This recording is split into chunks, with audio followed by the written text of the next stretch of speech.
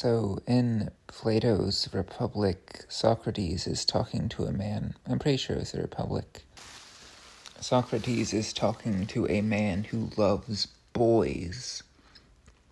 And he asks this man, my lips are really dry. We're off to a bad start here. Hold on a second. Let me moisten my lips.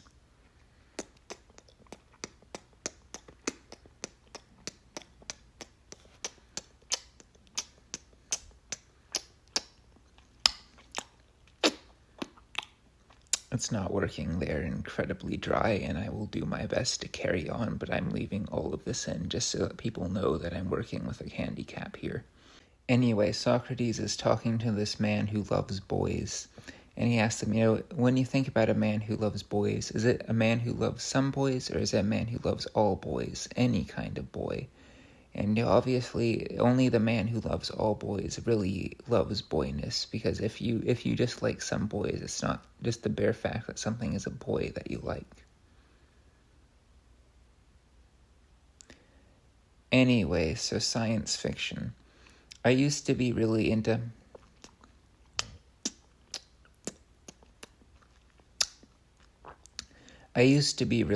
science fiction. And I'm, not so much reading science fiction, but a lot of what I consume may be called science fiction, though I wouldn't really think of it as such. Like Song of Saya, Doki Doki Literature Club, these things may be horror for some people, but to me they're just dating sims. This is not horrific to me. I want this. I need this. Like, again, reading is really more, it engages you much more, but then if we think about stuff like anime, we can think about, Neon Genesis Evangelion. What is that to me? Well, when I was a kid, my father was an anime fan, and he gave me a mech, the purple one, and I hella broke it. And I think it also had something to do with Kierkegaard, but, the science doesn't strike me as being, important. Or if you take Serial Experiments Lane, why did I watch it? Well, not because it's a 90s anime, and because it was weird. But, besides having computers, I'm gonna be honest, I'm an honest man. I don't seem to have really understood what Lane was about. If somebody said something about it to me, I could probably talk about it for hours. But if you ask, I don't know what the deal with it was. I just listen to the soundtrack once a week, and I tell people that I'm Lane-pilled. Sergeant Frog, also, classic science fiction, not really. You could totally take any sort of science out of it. You don't need, aliens aren't science. You don't need science to have aliens. You just need sci-fi tropes. And my favorite anime, Excel Saga, which is science fiction, I guess, because it has some big shiny stuff and flyy things, but not really. Also, Gintama. The science fiction isn't the important thing in the science fiction that I do watch. But novels are largely a modern invention, and I generally dislike modern things, and I'm also not too keen on science. I think it's interesting. I think the history of science is great, but I'm generally very backwards looking, and I think that just what the scientists say 50 years from now will be totally different. I guess, if you want to understand, physics or whatever, you can think about things in terms of, I'm going to spend my whole life dedicated to studying this so that I can understand it.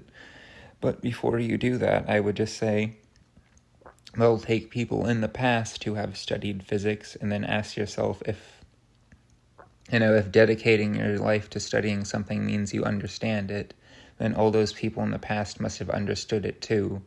But I'm actually currently reading Aristotle's Physics, and I do not think that most people would say that Aristotle or people who studied after him understood physics, despite the fact that they dedicated their whole life to it. You can dedicate your whole life to something and just probably have an even more wrong view of it for that.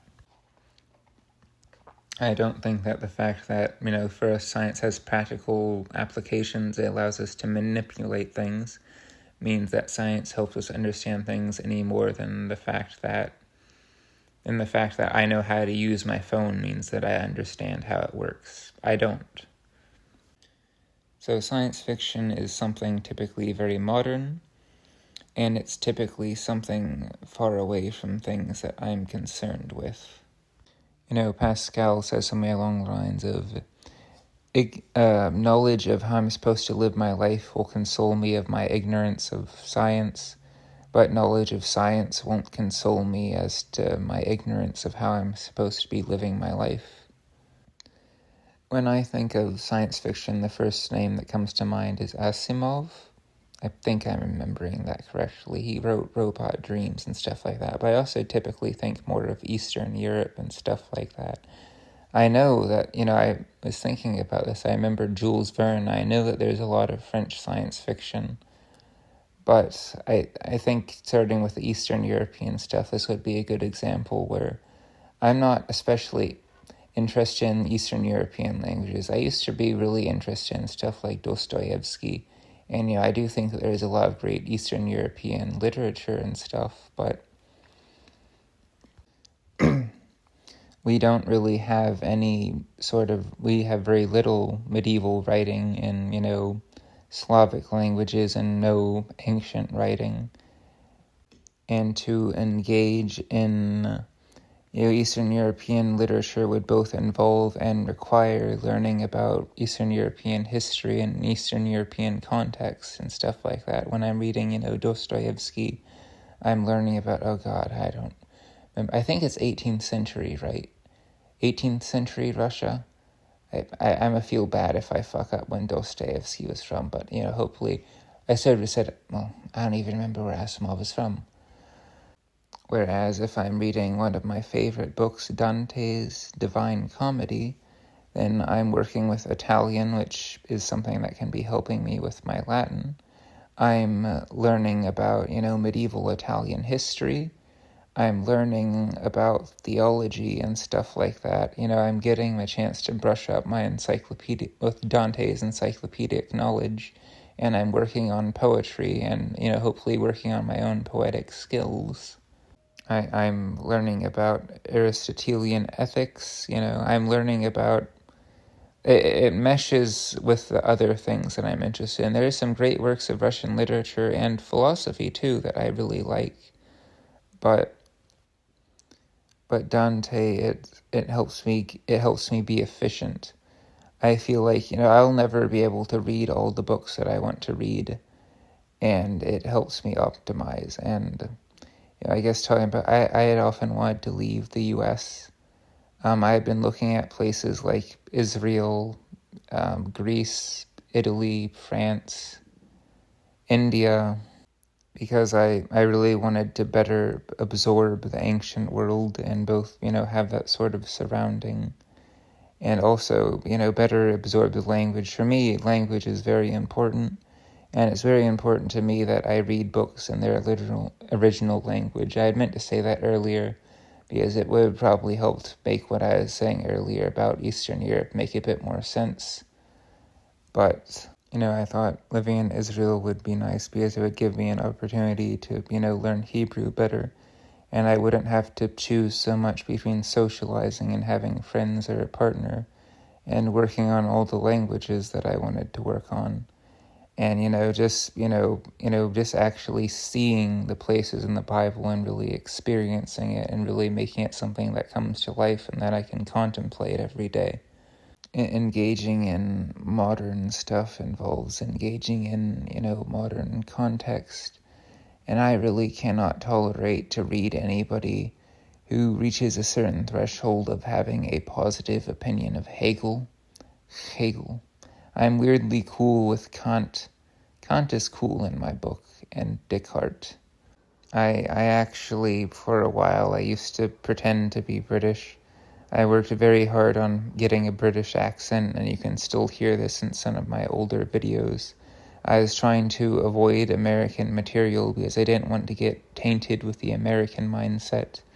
While other incels were reading Thomas Paine and The Art of the Deal, I was reading Hobbes and St. Augustine. I mean, not really, but I had the books. They're big books, and I never really fit. But if I shot up a school, I would do so not with a trench coat and an AK, but with a red coat and a musket. It's common to talk about how people's backgrounds influence their reading, or about how current trends, cause people to read books in certain ways, like psychoanalysis. Around the time of psychoanalysis, people would read books in a very Freudian way and stuff like that. And so I guess I try to absorb the culture to sort of have the right way of reading things. I've tried very hard to give myself a medieval and ancient culture. I guess, to give another example is I'm a big fan of Warhammer. I don't typically read the books, but I read about the setting. And Warhammer is really, at least when I read it, more science fantasy than any sort of science fiction. I don't really think there's any sort of importance to the science in the setting. I'm mostly interested in chaos stuff. I lost my train of thought there, sorry. But there is some really interesting medieval science fiction.